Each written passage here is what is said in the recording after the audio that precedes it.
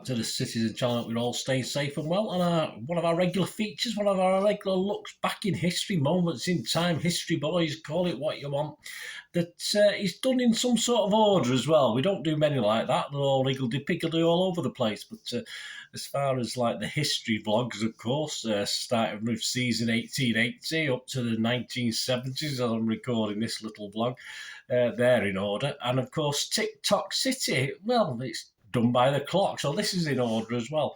And we're up to minute 5, so there's another 4 of these, and of course, hopefully, years down the line, we might go round a second time. Who knows? But we've got a lot of the clock to get through, and so little time to do it in. So we're doing TOCK City, the 5th minute, and of course, this is where we look at goals City have scored. And their time and importance has varied. We've scored many goals from the first minute of games, if you've watched minute 1. And yes, we've scored many goals in the 94th minute, as of course the 93-20 goal was.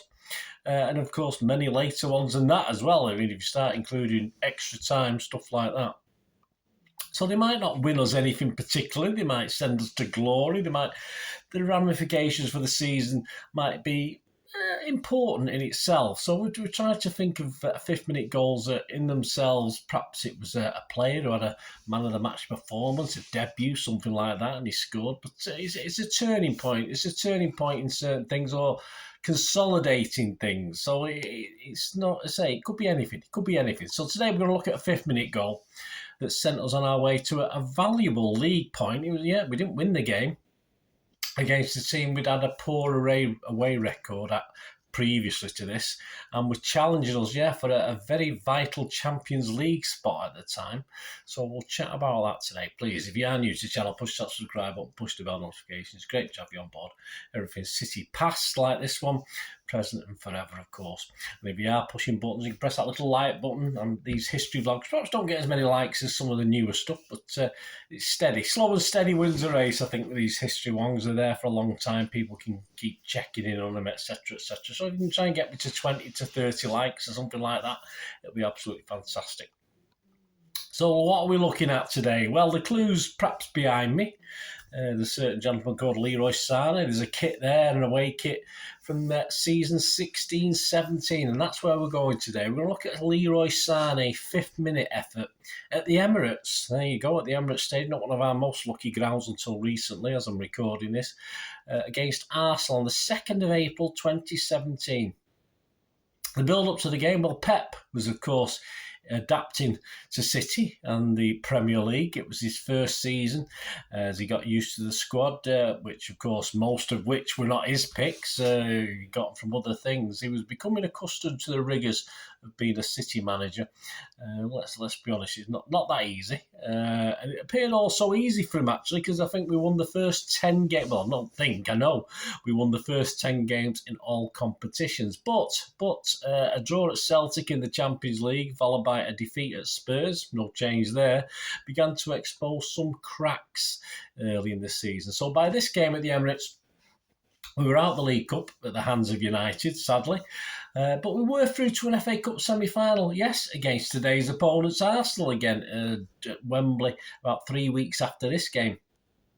Days before this, though, old Pep had seen us dumped out of the Champions League after a 3-1 defeat away to Monaco, of course. It ended 6-6 on aggregate, but we lost on the away goals, which were what it's all about. We don't have it now, as I'm recording this, but in those days, away goals counted.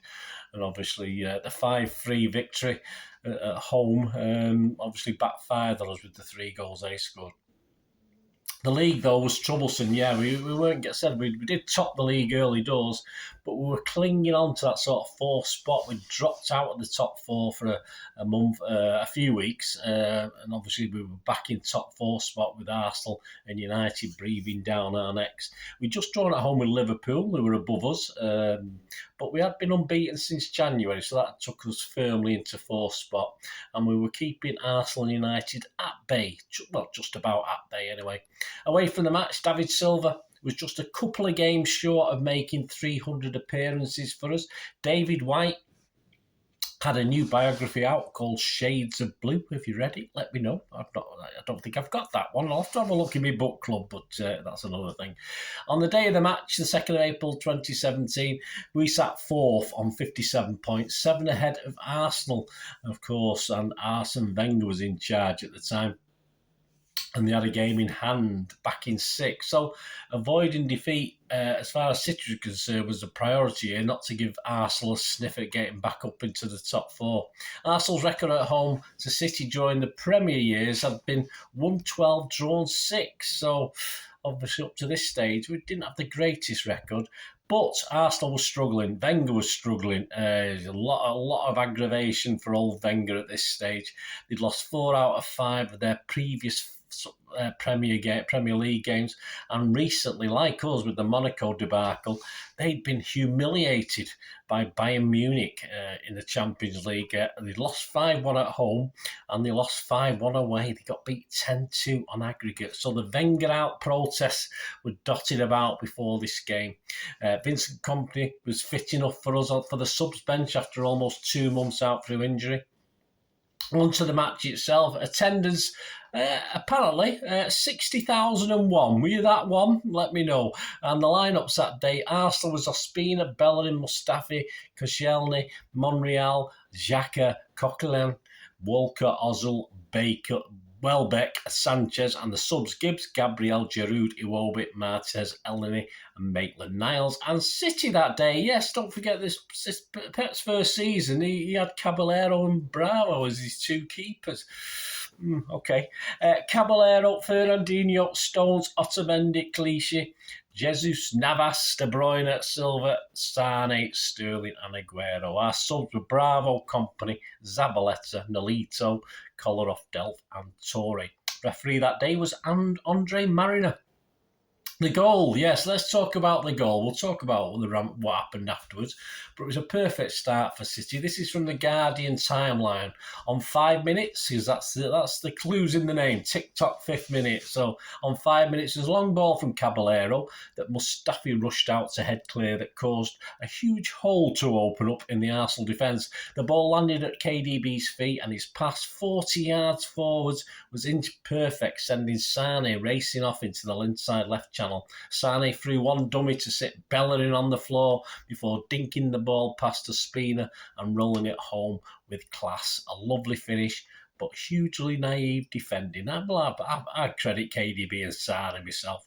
So a great start for City. That was the goal. Arsenal fans probably expecting another disappointing 90 minutes, but things did change. What happened next? Well, again, from the Guardian report, Arsenal equalised on 40 minutes through Walcott. Yeah, Arsenal win a corner on the left, play it short. It's then drifted in and cleared. Everyone but Clichy races out, and as Mustafi heads the ball back into the box, the City defender faces a 3-on-1 battle. He's not going to win that. Walcott picks up possession and stabs home. But no sooner had they done that, another goal for City. Yes, Aguero. Yes, on 42 minutes. It was Arsenal 1, City 2. It didn't last long. How very Arsenal, said the Guardian reporter. City raced forwards from kick-off as affronted we were. De Bruyne clatters the post with a shot. And then from the rebound, he plays a 1-2 with Silva, and then a clearance and a razor-sharp David Silva pass later. The ball is at Aguero's feet in the box on the right-hand side. His eyes light up. He loves this kind of chance. He shot it arrowed into the bottom corner. Advantage City. Half-time, Arsenal 1, Manchester City 2. And the comments from the Guardian, neither team can defend. Nothing changed. There are loads more goals in this. That Manchester City experiment with Navas at right back. Pep never changes, does he? Navas at right back pretty much guarantees it. Second half, and yes, Arsenal did equalise on 54 minutes. Mustafi. Arsenal have Monreal to thank for creating a corner. He's whipped in delivery from the left post. Otamendi to head wide. The resulting corner was swung out to the edge of the 6-yard box where Mustafi beat Otamendi to the jump and guided the ball down into the far corner expertly. It was a great header. And that's how it stayed. Full-time Arsenal 2, City 2. The Guardian said a draw was a fair result. Both teams looked tired and flaky. Neither did enough to win that game. I suspect Arsenal will be happier having stopped the rot and scored a couple of goals that should give them just a little bit of confidence despite their defensive deficiencies. Arsene Wenger will still feel the heat from his detractors, but there was nothing too vocal for him to contend with from the home crowd today. Yeah, it's mainly outside, I think. As for City, well, apparently the Guardian said we need to sharpen up before Chelsea on Wednesday. That was our next game. Spurs, Liverpool and United fans will have enjoyed that result. I'm sure they did.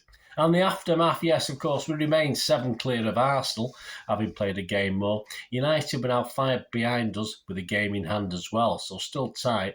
Arsenal will be somewhat fortunate to beat us, of course, 3 weeks later in the FA Cup semi-final. Some dodgy refereeing decisions, balls going out or claim to going out that didn't, etc., etc. But since this league draw, City would go on to win, of course, every league meeting, home and away, till the time I'm recording this. It might be different when you're watching it, but till the time I'm recording this in the 22-23 season, yeah, we would literally win every single game, apart from another FA Cup game we lost, but hey, we'll gloss over that.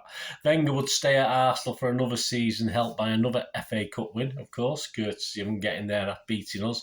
They finished this season 5th, finishing only 3 points behind City by the end. So they did rally because City had a good end to the season as well.